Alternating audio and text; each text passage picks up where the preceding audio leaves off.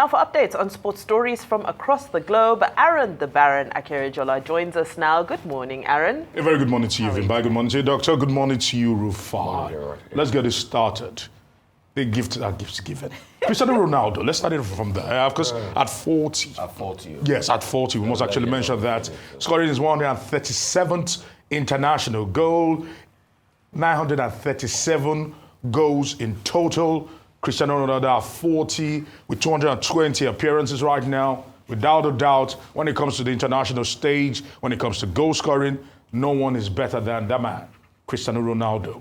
And so sources are still out that he wants to hit that 1,000 goal record. He's still got a lot to go. A lot to go. Let's see what the future actually holds for him. Away from that, quickly, let's actually try to bring it home. And quickly, let's talk about the fact, first of all, Novak Djokovic, of course, Roland, man that knows the clay court. And no thanks to the brilliance of Rafa Nadal over the years.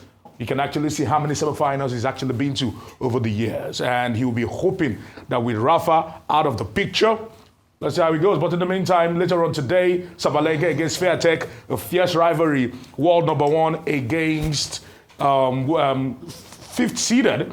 And of course, as it stands right now, we'll be expecting things to actually play out heavily. Sabalenka against Swiatek, of course, Obisia against Golf is not the high-profile blockbuster fixture as against Sabalenka against Swiatek. Now, the point is this.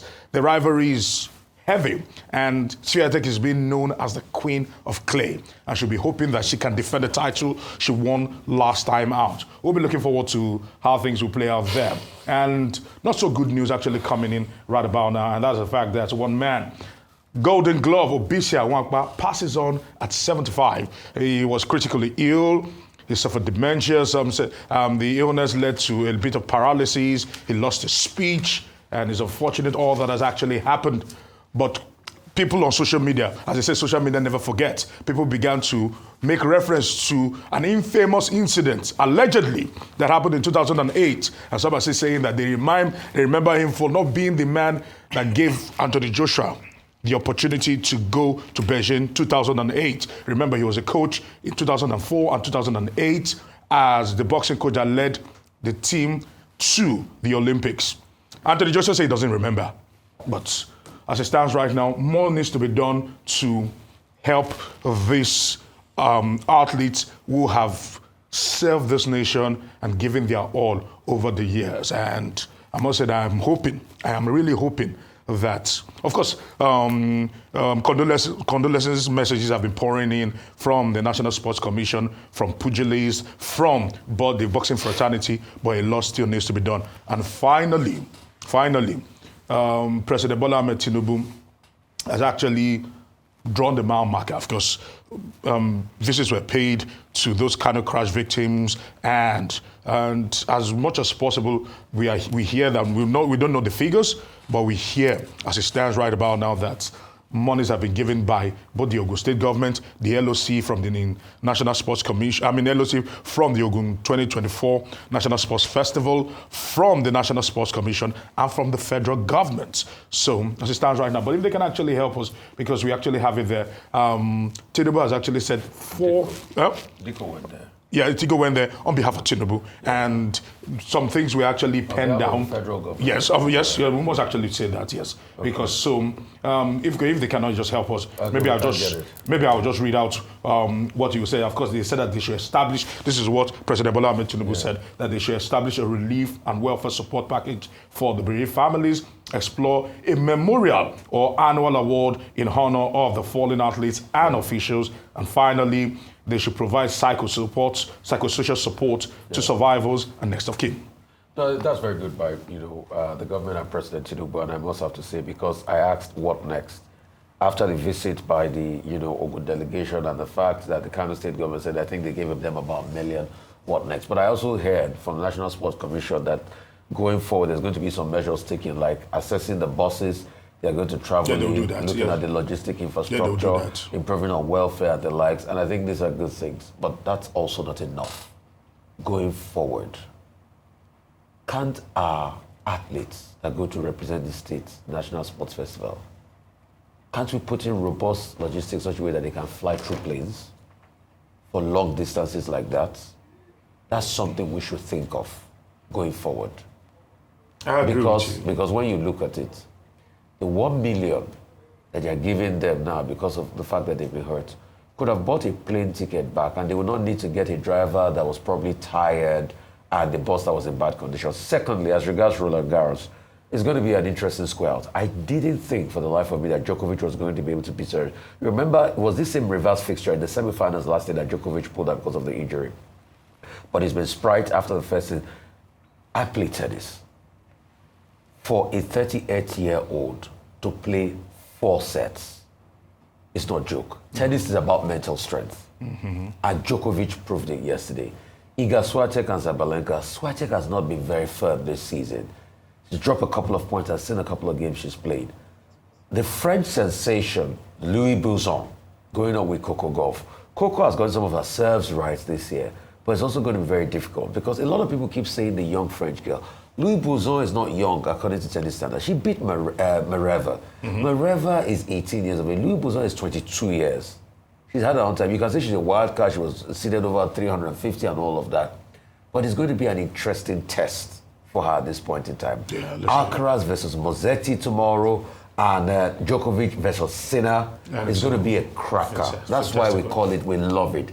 That's why this game... That's why it's the Grand Slam. Well, and that's why it's called Roland-Garros. It was named after Roland-Garros himself, a man that played tennis and administered tennis. True. Yeah, that's why the court was named after Louis Chartres, beg your pardon, man that played tennis and administered tennis. And it was named after tennis great like Suzanne Langley. You know, that's why we love the game. We're looking forward to it. Looking forward to it. I'll just touch on tennis as well, Louis Bouzon, because you said that, you don't think that's the highlight, but I think a lot of people are looking forward to that.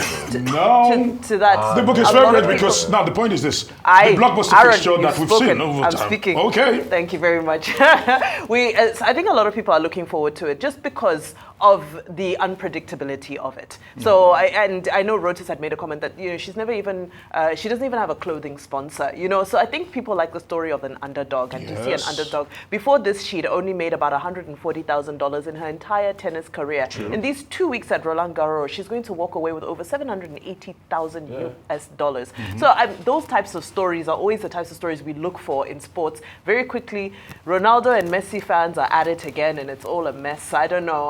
I think even after retirement, Ronaldo and Messi fans are still going to be going back and forth about who the GOAT is. Okay, Lloyd Boisson was a wild card, yes, so I see the point that she's making about Lloyd Boisson. And now she's in the semi-finals. Yes, and she's saying that, look, everybody that comes into the game, whether wild card or a seeded player, hopes to win, the French Open someday, and that she's determined to win. Although our opponent in the semi-finals will be Coco Gauff. And Coco Gauff is also, as they say, as you sports journalists say, unsung. In other words, she's doing very well. So it will be interesting to see that. As it will also be interesting to see the match between Djokovic in the semi-final. Who is he meeting now?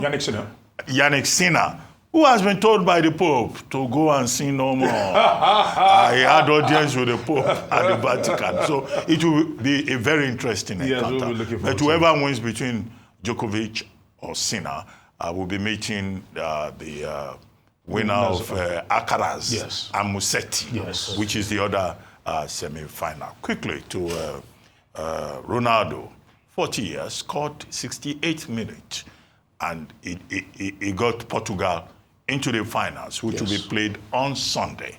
Now, the interesting thing is that he's not been very lucky with Germany. Yes. This was the sixth time they were meeting Germany.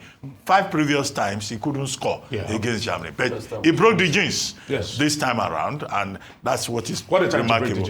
And he has 63 goals more to hit 1,000 goals, which will be quite historic and record. However, Pelé and Romario used to claim that, they had exceeded the 1,000.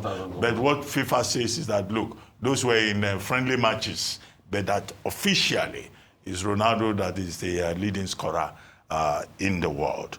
Now, Nwakpa, Obisia Nwakpa. We all remember Obisia Nwakpa as a legend. 1970s, 1980s, 1990s, 1972 Olympic Games in Germany. Yes. 1973, again, Olympic Games in Beijing, China. 1974 Commonwealth Games. Yes, he did. I think in New Zealand, where he excelled in the lightweight boxing category. Weight, yes. And then he later went on to become a coach. Yeah. He trained the national team and took them, to the Olympics. Yeah, so twice. A very distinguished pugilist.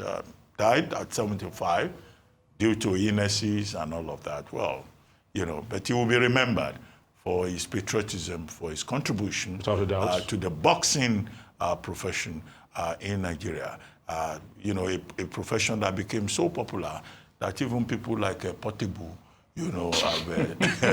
have said they are also interested in celebrity boxing. Finally, Nwobi Osimhen have been recognized by CIES, as top Nigerians who are doing very well for their teams. Ademola Lookman also, and there's another guy, Bassi was also recognized. Yeah. Thank you very much. Always a pleasure.